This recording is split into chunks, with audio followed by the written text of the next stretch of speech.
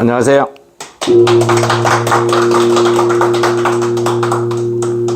오늘은 어떻게 하면 나라가 잘 사는지가 아니라 어떻게 하면 나라가 한 방에 폭 망할 수 있는지, 망하는 방법을 알려드리겠습니다. 얘 누군가요? 차베스. 이거 아세요? 차베스. 전에 베네수엘라 대통령 했어요. 상당히 오랫동안 집권을 했어요. 이 친구가 무엇으로 죽었느냐면 전립선 암으로 죽었어요. 전립선 암. 그럼 제가 이것은 언제 사진인지는 모르겠는데 오른쪽 머리하고 오른쪽 어깨를 쳐다보겠습니다. 쳐다보니까 이렇게 돌아가요. 즉 암물질이 있었다. 본래 있었. 본래 사람들은 암이 어느 날 갑자기 생기는 줄 알지만 그렇지 않고 암물질이 생기고 난 다음에 조금 있다가 소음이는 암물질이 생겨난 후 6년 후, 태음이는 3년 후에 병원에서 암이라고 하면 암인데 이 친구는 전립선 암이 있었고 그 다음에 다른 곳에 암이 퍼져서 죽었습니다. 근데 이 친구가 베네수엘라에 어떤 정책을 폈느냐면 퍼주기 정책을 폈어요. 복지. 일 안 해도 무조건 다 퍼주는 거. 공짜를 국민들에게 심어줬단 말이죠. 그런데 이 나라가 얼마나 잘 사는지 한번 보면 석유 매장량이 10억, 100억, 1000억, 3300억 배럴. 세계에서 매장량이 최고 많은 나라가 베네수엘라예요. 미국의 7배, 6.5배 정도 되는 거고, 러시아의 4배, 이 정도 되는 나라인데, 사우디보다도 많고, 이거 석유 매장량하고 잘 보자고요. 차라리 베네수엘라가 석유 매장량이 제일 많은데 사우디아라비아, 이란, 캐나다, 쿠웨이트, UAE, 러시아, 리비아, 미국, 나이지리아 이렇게 한번 보면은 사우디아라비아는 왕정이에요. 왕이 지배하는 나라라고. 그런데 잘 살아. 국민들도 편안하게 살아. 먹는 거 걱정 일체 안 해요. 이란 여기 무지하게 못 살아요 지금. 왜 못 살아요? 얘들은 정치와 종교가 일치해서 회교 지도자가 총 대빵이야. 이거 지도자 현찮아서 그런 거예요. 그 다음에 이라크도 종교가 많이 지배를 하는 나라일 거예요. 후세인이 지배를 했었죠. 형편없는. 이라크도 석유 매장량이 이렇게 많은데도 쿠웨이트도 왕정인데 안정이 돼 있어요. 잘 살아. 러시아 그렇고 리비아 매장량이 이렇게 많은데 가다피가 어떻게 했어요? 지도자가 시원찮아서 못 사는 거예요. 지도자를 시원찮게 뽑으면 베네수엘라, 이란, 이라크, 러시아? 지금 푸틴이 있어서 강대국이라고 하지만 러시아 사람들 거지예요. 옛날 소련 연방은 제가 러시아와 소련 연방을 다는 아니고 여러 개 나라를 방문했는데 거지 중에 상거지들이에요. 리비아도 그렇고 나이지리아도 그렇고. 자, 여기서 제가 뭘 얘기하려고 하느냐면 베네수엘라 한번 얘기를 해봅시다. 세계에서 석유 매장량이 이렇게 많은데 인구가 3,300만 명이에요. 그런데 전 국민의 몸무게가 10kg 이상 줄고 300만 명이 먹고 살 게 없어서 다른 이웃 나라로 전부 도망갔어요. 망명을 했어요. 먹고 살 게 없어서. 이거 웃기지 않아요? 나라가 왜 이렇게 됐어요? 나라가 이렇게 된 이유는 차베스가 퍼주기 정책을 핀 거예요. 지네 투표, 국민들의 투표, 인심만 얻기 위해서 퍼주기 정책을 썼단 말이에요. 퍼주기 정책. 복지를 최우선해요. 그리고 국민들 다 해주니까 국민들이 일을 안 하는 거예요. 그래서 그랬더니 나라가 쫄딱 망했어요. 그런데도 국민들은 차베스가 죽은 다음에도 이런 퍼주기 정책을 하는 대통령을 또 뽑는 거예요. 인기 위주라서. 그러니까 나라가 이렇게 되면은 퍼주기 정책하고 나라가 망하기 전에 나타나는 증상이 뭐예요? 인플레이션이에요. 인플레이션이 일어나면, 인플레이션이 심하면 그 나라는 망하는 징조가 보이는 거예요. 망하는 것이 딴 데서 보이는 게 아니라 인플레이션을 보면 그 나라가 아, 이거 망하고 있구나, 안 망하고 있구나. 우리나라가 문재인 시대, 문재인 정부에 표도 없이 돈을 400조나 날려먹어가지고 그게 지금 인플레이션 현상으로 나타나는데 민주당 애들은 뭐라고 얘기를 해요? 지금 물가가 이재명이 같은 놈이 물가가 상승해서 나라가 국민들이 살기가 이렇게 어렵고 한 것이 지금 윤 정부에서 정치를 잘못해서 그렇다. 이런 얘기를 하는 거예요. 윤 정부에서 지금 물가를 잡기 위해서 무지하게 애를 쓰는 거예요. 물가 잡기 위해서는, 물가를, 인플레이션을 억제하기 위해서는 무슨 정책을 써야 되나요? 인플레이션을 억제하기 위해서는, 이것을 잡기 위해서는 금리를 올려야 되는 거예요. 금리를 올려야 물가가, 인플레이션이 안 일어나는 거예요. 금리를 올리니까 어떻게 돼요? 은행에서 융자를 받았던 사람들이 이자 부담이 크죠? 민심이 사나워져요. 이거 고금리 정책을 치고 인플레이션을 막으려고 하면 인심을 무지하게 많이 잃게 되는 거예요. 그런데 베네수엘라는 어떻게 했어요?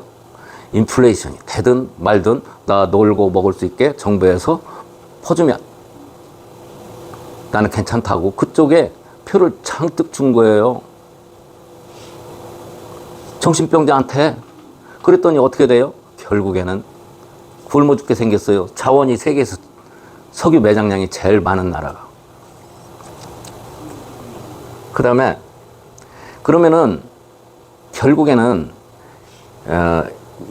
나라가 망하려고 하면 인플레이션이 심하고 또 하나는 원칙이 없어지는 거예요.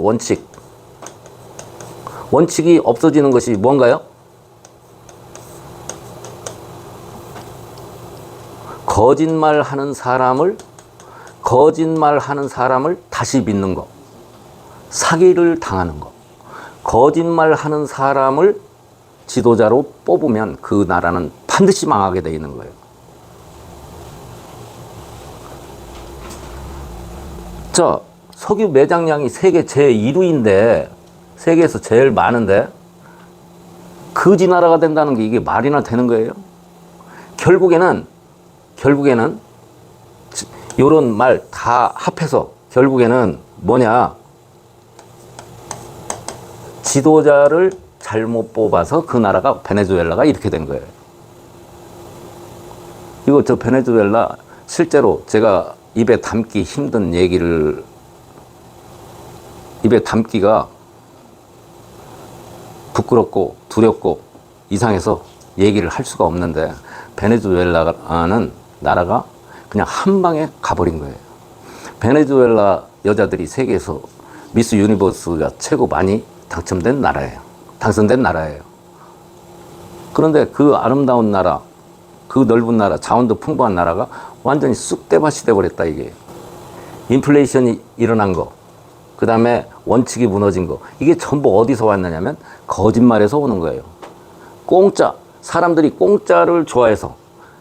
베네수엘라 사람들이 아까 여기 보면은요, 사우디아라비아, 그 다음에 쿠웨이트, UAE 이런 나라는 왕정 국가예요.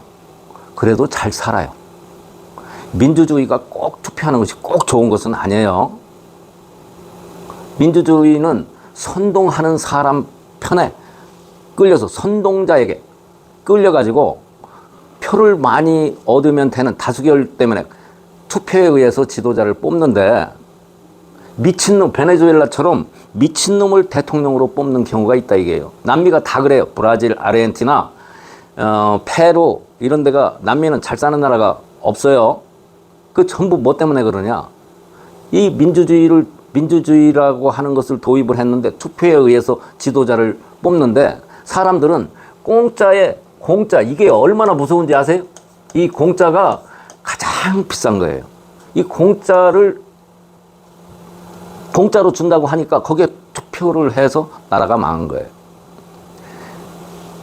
공짜는 무지무지하게 무서운 거예요. 공짜를 좋아하는 사람은 반드시 사기를 당하게 돼 있어요. 자, 문재인이도 돈 400조나 되는 거. 우리가 600조였었는데 문재인 때 1000조로 국가 부채가 늘어나서 400조를 날려먹었는데 표도 없어요. 전부. 공짜, 이재명이 지금 전부 공짜를 얘기하고 있어요. 공짜. 국민을 편안하게 한다. 그리고 이재명이는 제가 왜 믿으면 안 된다고 하느냐면 거짓말에 책임감이라고 하는 것은 일체 없어요. 거짓말을 손 두집기식으로 하는 거예요. 이재명이나 조국, 지금 조국을 찍어준다는 사람이 그렇게 많은 거예요. 이 미치지 않았나 싶어. 조국이 사람이에요? 이 새끼 텔레비전에 나와서 의젓하게 얘기해 있고, 지금 판사들을 제가 만나봤어요. 전직 판사들 친구를 만나봤더니 판사들이라고 하는 놈이 책임지기 싫은 거예요. 이재명이를 구속 영장을 발부하지 않은 놈 있잖아요. 유창훈이. 그 판사를 한 친구한테 물어봤어요. 왜 안 했냐 그랬더니 구속을 시키면 그것으로 끝장인데 그 뒷 감당을 할 배짱이 없다 이게. 개인적으로 무서워서. 그럼 판사를 하지 말았어야지.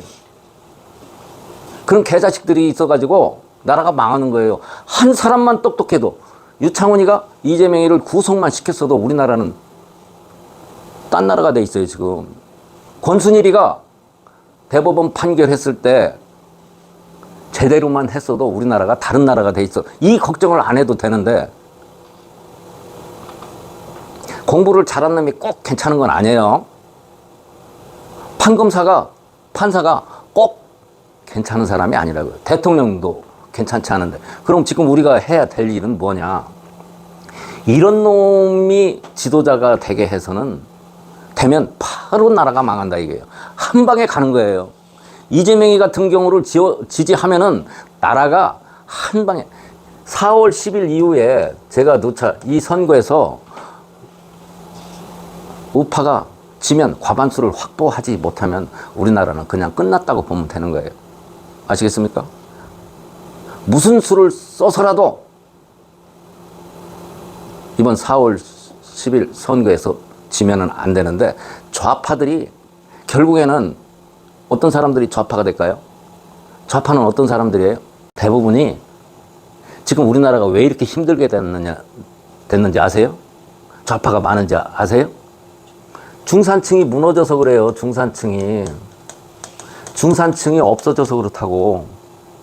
즉 좌파는 자 가난한 사람이 많습니까? 부자가 많아요? 숫자가 가난한 사람이 훨씬 더 많아요. 이 가난한 사람들은 선동하는 대로 가게 돼 있어요. 공짜다 하면 다 모이게 돼 있어요. 여러분 돈 번다고 하면 다 가게 돼 있어요. 다 사기당해요. 자, 대표적인 예로 여러분 다단계 판매하는 데 가가지고 일을 해가지고 돈 버는 사람이 있어요? 전부 사기당해서 다 망하지? 거기하고 똑같은 거예요. 돈 번다 그러면 와가고 공짜라고 하면 와 하니까. 그런데 가난한 사람들은 그쪽으로 갈 수밖에 없어요. 가난한 사람들은. 그래서 좌파가 많은 거예요. 그래서 우리는 무슨 일이 있더라도 이번 4월 10일 선거에서는 거짓말 하는 사람 뽑으면 안 되고 조국같이 뻔뻔한 놈을 뽑으면 안 되는 거예요. 우리 교실 식구들한테 이런 얘기 백날 해봐야 별 의미가 없어요. 어차피 우리는 여기를 찍지 않을 사람들이기 때문에. 그러나 우리가 좌파인 어느 사람을 만나더라도 당당하게 손해다 라는 것을 이야기할 수 있어야 되고, 말은 안 해도 행동으로라도 나라가 이재명이 조국이 이런 놈 지지하면 나라가 망한다라는 것을 우리가 말이 아니더라도 은연중에라도 보여줘야 됩니다. 우리 선거에서 치면은 우리 대한민국 끝납니다. 제가 대통령 전번 대통령 선거하기 전에 사망 신고서를 내고 이렇게 얘기했어요. 우파들이 저처럼 얘기하는 사람이 없어요. 저 다칠까봐 다 몸살이고 있어요. 말 조심하고 있어요. 좌파는 안 그러는데 우파들은 다 입을 닫고 있어요. 나라가 망하면 우파고 좌파고 다 같이 죽습니다. 여러분 죽을래요? 죽고 싶어요? 죽고 싶으면 입을 다물고 있어요. 입 다물으면 가는 겁니다. 입 다물으면 가는 거예요. 4월 10일까지 우리가 총력을 기울여서 가만히 있지 말고 점잖은 척 하지 말고 어떤 형태로든지 기회가 되면은 우파가 이길 수 있도록 힘을 합해야 되겠습니다. 오늘 여기까지.